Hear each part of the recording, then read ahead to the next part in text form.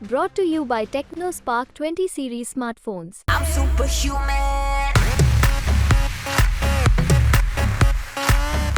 लेकिन जरूर कांग्रेस का प्रत्याशी की बात करें, खड़ते जो आदिवासी चेहरा, बहुत सक्रिय सामाजिक चेहरा था, उसने अपनी ताकत लगाई है, लेकिन उसकी ताकत मोदी जी की लहर के आगे कम साबित हुई है। और कांग्रेस भाजपा तो कहीं दिखी नहीं है। मोदी जी के नाम पर और ये मुद्दों के नाम पे चुनाव हो और जनता ने खुद अपना मुद्दा तय कर लिया था किसको वोट देना है। सभा हुई और उन्होंने वहाँ पे बयान दिया कि हम आरक्षण को 50% और बढ़ाएंगे, तो उससे कहीं ना कहीं ओबीसी, सामान्य और जो अन्य समाज का दर्जा है वो कहीं ना कहीं नाराज नजर आया। उनका कहना ये रहा है कि भाई 50% अगर आरक्षण आप बढ़ाओगे तो फिर हमारा जो आने वाली पीढ़ी है वो क्या करेगी। नमस्कार, मैं हूं उमेश रेवलिया। लोकतंत्र के सबसे बड़े पर्व का मतदान हो चुका है और ईवीएम में सभी के भाग्य कैद हो गए। अब ऐसे में खरगोन के जो सीनियर पत्रकार हैं वो क्या सोचते हैं, उनकी समीक्षात्मक नज़र क्या है, क्या रहेगा जिस तरह से परिणाम आए हैं, जिस तरह से मतदान हुआ है प्रदेश में सबसे ज़्यादा। खरगोन में सबसे ज़्यादा मतदान हुआ है 75% 74। अगर 2019 से तुलना की जाए तो निश्चित ही मतदान का प्रतिशत भले ही कम हुआ, लेकिन मतदाताओं में जिस प्रकार से हम लोगों ने लाइनें देखी और मतदाताओं में जो उत्साह देखा, तो कहीं ना कहीं ये माना जाएगा कि जो दोनों प्रमुख दल हैं, चाहे वो बीजेपी हो चाहे कांग्रेस, उनने जो चुनाव प्रचार किया था उनके चुनाव प्रचार में दम था। लोग बाहर आए हैं, प्रशासन की भी भूमिका रही है। जहाँ तक चुनाव परिणाम का सवाल है तो वो 4 जून को ही पता लगेगा, लेकिन प्रचार जो हुआ है उसमें बीजेपी कहीं ना कहीं आगे थी। गजेंद्र सिंह पटेल पिछले बार भी चुनाव करीब 2,06,000 मतों से जीते थे। इस बार भी उनका मुकाबला है। कांग्रेस ने एक जैस का उम्मीदवार जो शासकीय सेवक थे उनको मैदान में उतारकर चुनाव को रोचक जरूर बनाया, लेकिन कांग्रेस को जिस मजबूती से चुनाव लड़ना था, मेरा ऐसा मानना है कि कांग्रेस उस मजबूती से चुनाव नहीं लड़ पाई। कि कई पोलिंग बूथों पे उनके जो कार्यकर्ता दमदारी से लड़ना चाहिए, चुनाव को अपने चुनाव भागीदारी निभाना चाहिए। चाहे बड़े नेता हों जिन्होंने विधानसभा में अपनी भागीदारी निभाई, विधानसभा में खूब ताकत लगाई, लेकिन लोकसभा में उतनी नहीं दिखी। लेकिन मतदाताओं का मौन भी है। लेकिन राम मंदिर की लहर हो, चाहे सनातन हो, या जो मुद्दे चले हैं चुनाव में, चाहे पलायन का मुद्दा हो, चाहे रोजगार का मुद्दा हो, चाहे महंगाई का मुद्दा हो, मुद्दे भी दमदार रहे।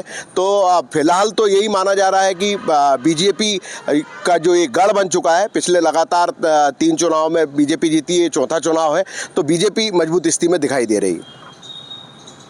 कई चुनाव आपने देखे हैं, क्या लग रहा है आपको इस बार, क्या रुझान लग रहा है?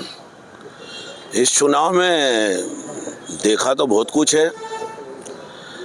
चुनाव पूरे देश में बड़ा चर्चाओं में शुरुआत हुई थी। राम राज्य की ओर बढ़ने की बात हुई, संविधान खतरे में दिखा, तानाशाही भी मुद्दा बना, और भी कई मुद्दे इस चुनाव में बहुत ज़बरदस्त तरीके से दलों ने अपने अपने हिसाब से उठाकर जनता के बीच रखे थे। लेकिन खरगोन ज़िले में, वो प्रॉपर खरगोन में जो मतदान हुआ है, उस दिन मुझे व्यक्तिगत रूप से ऐसे पत्रकार मैं कह सकता हूं कि ना तो कांग्रेस दिखी ना भाजपा दिखी, जनता दिख रही थी और जनता में ही सब कुछ दिख रहा था। जनता बहुत उत्साहित थी मतदान को लेकर।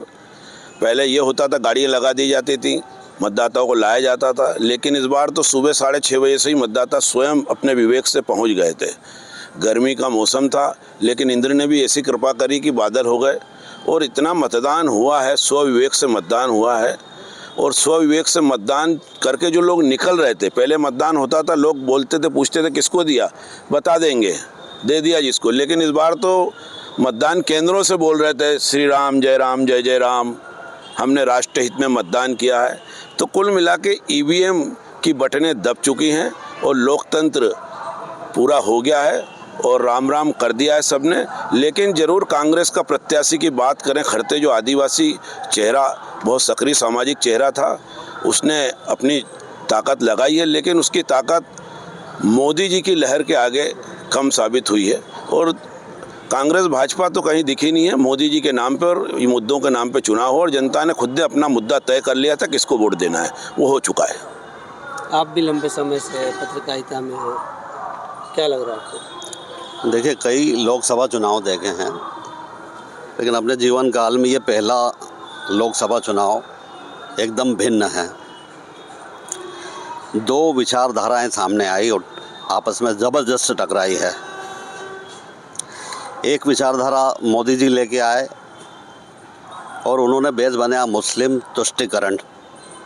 उस मुस्लिम तुष्टीकरण की आधारशिला पर उन्होंने धर्म की जो भावनाएं उभारी है, उससे कहीं न कहीं बहुसंख्यक समाज आत्मीय रूप से उनसे जुड़ा है।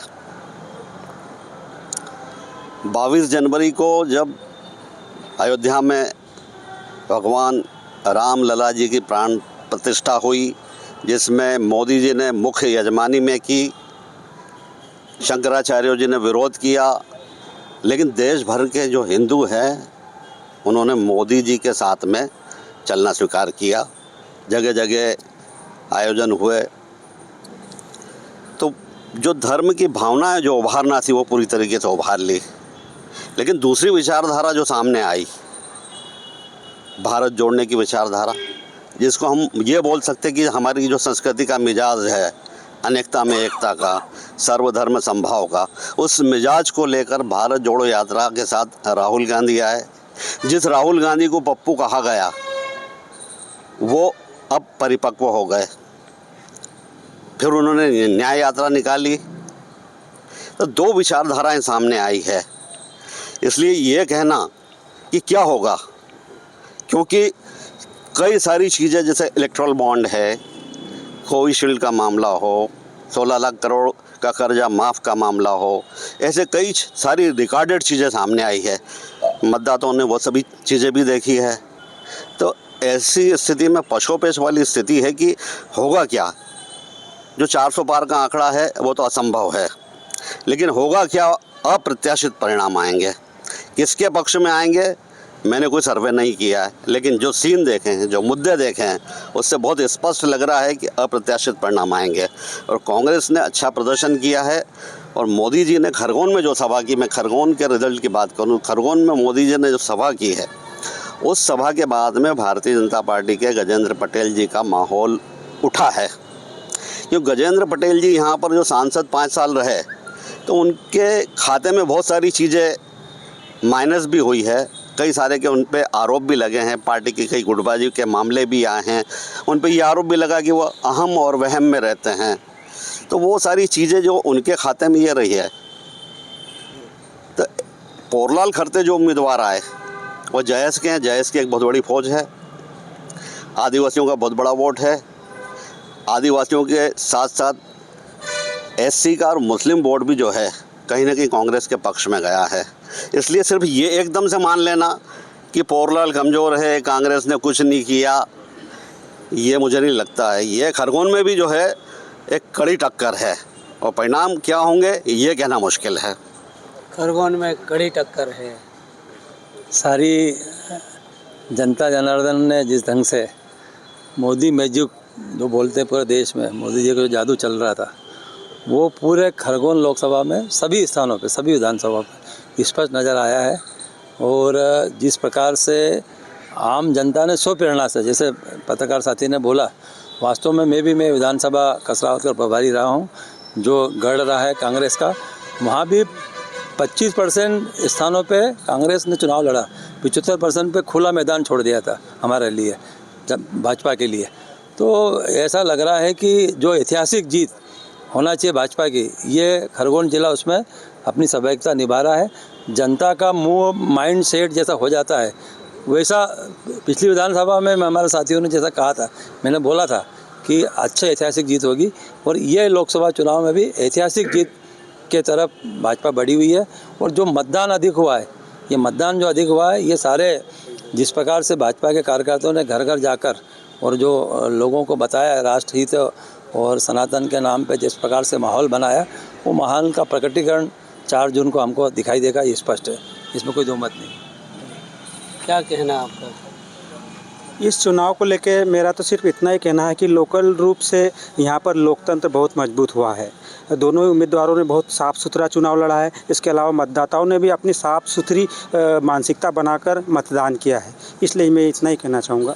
जी, ये चुनाव जो था, ठीक है, बीजेपी अपने मुद्दों को लेकर आई, कांग्रेस अपने मुद्दों को लेकर आई, लेकिन इसमें नई चीज़ जो देखने को मिली, मौसम अगर हम कल थोड़ा सा जाएंगे पीछे तो कल मौसम ने 3 रूप बदले ना। सुबह बारिश भी हुई, हवाएं भी चली, फिर धूप भी खिली, लेकिन चौथा रंग जो लोकतंत्र का वोटरों पर जो चढ़ा है और जिस हिसाब से परसेंटेज जो गया है, हालांकि आंशिक रूप से कम परसेंटेज हुआ है 2019 की तुलना में, और ये ट्रेंड रहा है निमाड़ का कि जब जब वोट परसेंटेज कम रहा है तो कहीं ना कहीं कांग्रेस खेमे में एक खुशी का माहौल रहता है या थोड़ी सी उम्मीदें जगाने वाली बात होती है।